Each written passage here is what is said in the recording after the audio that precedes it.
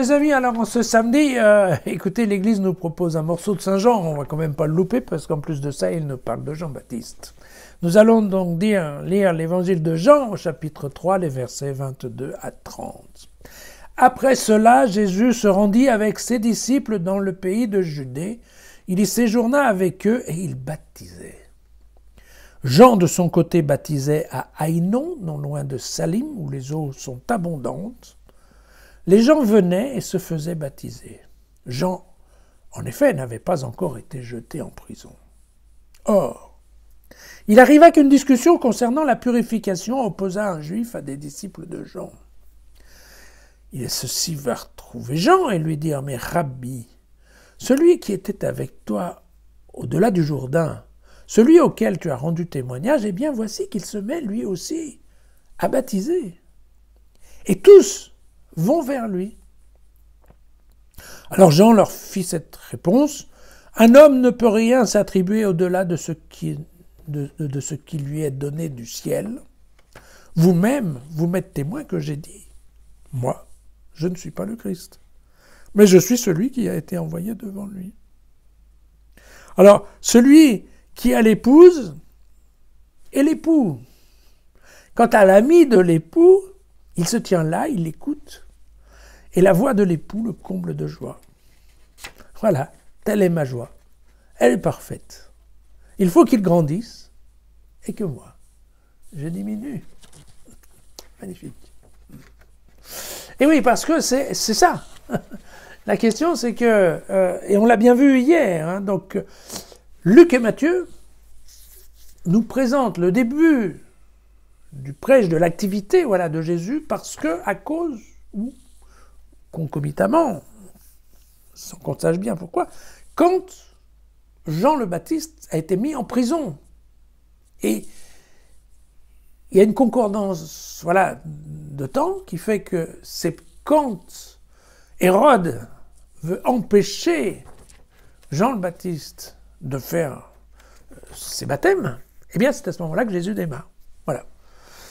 Ici, dans l'évangile de Jean, on n'a pas du tout cette option-là, puisque je vous le rappelle, on l'a bien vu il n'y a pas très longtemps, c'est Jésus lui-même qui va présenter, c'est Jean-Baptiste lui-même qui va présenter Jésus comme étant l'agneau de Dieu et comme étant celui qui vient, et il va le présenter à ses disciples. Il ne va pas dire à ses disciples « suivez-le », mais il leur présente deux fois en disant « voilà, c'est lui l'agneau de Dieu ». Et effectivement, un certain nombre de disciples de Jean-Baptiste vont se mettre à suivre Jésus en lui demandant « Où habites-tu » Vous vous souvenez de ça. Et donc, effectivement, on voit bien que ce sont deux approches temporelles tout à fait opposées entre les synoptiques et puis l'évangile de Jean. La question, c'est que dans l'évangile de Jean, il n'est absolument écrit nulle part que Jean, même en ayant montré Jésus comme l'agneau de Dieu, demain, lui, il continue de baptiser parce que c'est sa mission, il ne s'est pas arrêté. Voilà. Et donc, vous avez bien deux baptistes qui font à peu près le même travail. On l'a vu, ce n'est pas mis en cause. A priori, Jésus annonce la même chose que Jean. Jean, étant plus près de l'eau, lui, va continuer le rituel, le rite de l'immersion pour le pardon des péchés. Mais Jésus va faire de son côté à peu près la même chose, sauf qu'il n'y aura pas l'eau et que donc... Mais l'idée est exactement la même, qui est de pressionner les gens en leur disant « Attention, le royaume arrive, donc la fin du monde va bientôt être là, et il est temps de vous mettre à l'équerre. » Alors, on comprend bien, je vous le rappelle, hein, le pardon chez les Juifs, c'est globalement le pardon de péché, sachant que le péché, c'est envers Dieu. Voilà. Il y a les fautes entre les hommes, mais ça, il faut qu'ils se débrouillent entre eux pour s'excuser, se pardonner les uns les autres. Ce dont on parle, le vrai péché, c'est le péché contre Dieu. Et normalement, il y a donc tout un rituel qui est fait de sacrifice au temple, où on doit offrir un certain nombre d'animaux pour demander, pour invoquer le pardon de Dieu. Sachant bien entendu que on ne sait jamais, à la fin, si Dieu pardonne ou pas, on ne le saura qu'au jugement dernier. D'accord ? Bien. Et puis, on comprend bien que, vu qu'il n'y a qu'un seul temple, il n'est pas facile que tous les gens qui se sont rendus compte qu'ils ont fait des péchés, se rappliquent à Jérusalem avec des animaux pour les faire sacrifier. Et donc, il y a tout un certain nombre de péchés qui sont reconnus, faut avouer, à moitié pardonné, mais pour lesquels, en fait, on n'a pas eu le temps de faire un sacrifice, où les gens n'ont pas eu la possibilité de se déplacer pour faire le sacrifice à Jérusalem. Et c'est pour ça que, eh bien, le Temple a instauré cette journée du grand pardon, Yom Kippour, dans lequel, vous vous souvenez, le prêtre va charger un bouc, le bouc émissaire, va le charger de tous les péchés de la communauté, de tous ces péchés collectifs qui n'ont pas été, voilà, chacun n'a pas été exprimé, chacun n'a pas été, on n'a pas demandé, on n'a pas fait de sacrifice, voilà, de pardon pour chacun de ces péchés-là. Et donc on charge un animal avec tous ces péchés et on l'envoie dans le désert pour qu'il s'éloigne de la communauté, voilà. Et donc, ce qui est important, c'est de bien comprendre que le baptême que fait Jean-Baptiste et Jésus, ce n'est pas pour substituer le sacrifice de pardon. Ceux qui peuvent le faire, qu'ils aillent sacrifier le pardon. Mais pour tous les autres, ce que dit Jean-Baptiste, c'est attention, parce que quand le juge, le Messie eschatologique, va venir pour juger les bons et les méchants, il va bien regarder personne à personne ce qui s'est passé. Or, si vous êtes pécheur, il faut vous nettoyer, il faut confesser vos péchés et il faut transformer votre vie. D'accord ? Et donc, en effet, c'est le baptême pour la rémission des péchés. Mais, encore une fois, c'est se plonger dans l'eau de la même façon, alors dans le cas de Jean-Baptiste, se plonger dans l'eau de la même façon que on doit se laver avec les vêtements si on a touché un cadavre. Voilà. Un rituel de purification. Attention, c'est un préalable. Ça ne veut pas dire que Dieu a pardonné. D'accord ? Jean-Baptiste n'a jamais dit « je te pardonne ». Jean-Baptiste n'a jamais garanti le pardon. Et Jésus, d'ailleurs, non plus. Mais c'est ça, la fameuse discussion qu'il y a, vous voyez, on dit, voilà, ils sont venus voir les disciples de Jean-Baptiste et puis ils ont commencé à discuter. Voilà, il y a eu une discussion concernant la purification. C'est quoi ? C'est de savoir si le baptême de Jésus est plus ou moins efficace que le baptême de Jean-Baptiste. Parce que les deux disent la même chose.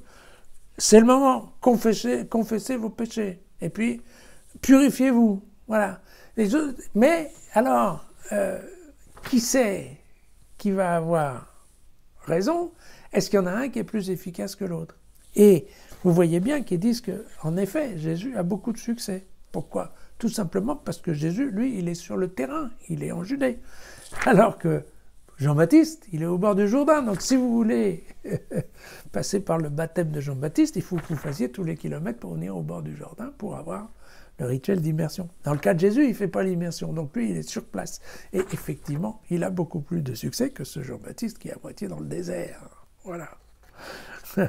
Et donc, évidemment, alors, et bien sûr, les gens de Jean-Baptiste lui disent, mais attends, tu as une concurrence, là, c'est quasiment une concurrence déloyale. Et la réponse de Jean-Baptiste, elle est merveilleuse, elle se fait en 3 points. Elle dit, mais non, écoutez, tout d'abord, s'il a autant de succès, ben, c'est certainement une raison divine, parce qu'il ne peut pas y avoir d'autres explications au fait qu'une personne ait plus de succès qu'une autre. Donc la seule chose, ça peut être, c'est une raison divine.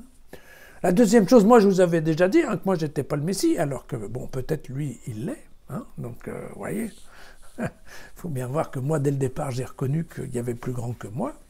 Donc, quelque part, ben voilà, c'est peut-être normal qu'il ait plus de succès. Et puis, le troisième point qu'il y a, et qu'il explique, que Jean-Baptiste explique à travers une pseudo-parabole sur l'époux et le témoin de l'époux, c'est que, ben voilà, le jour de la fête, le jour de la noce, qui, je vous rappelle, le jour de la noce, c'est le jugement dernier, un peu, voilà, eh bien, effectivement, il y a toujours le marié qui est le roi de la fête, et puis il y a le témoin du marié, et écoutez, mais ce n'est absolument pas grave, parce que l'ami, le témoin, il n'est pas il n'est pas le roi de la fête, mais il est tout content de voir que son ami est à la fête. Bien entendu, puisque c'est lui, en fait, qui organise, qui coordonne un peu la fête. Et donc, effectivement, entendre la voix de son copain lui suffit parfaitement à être heureux.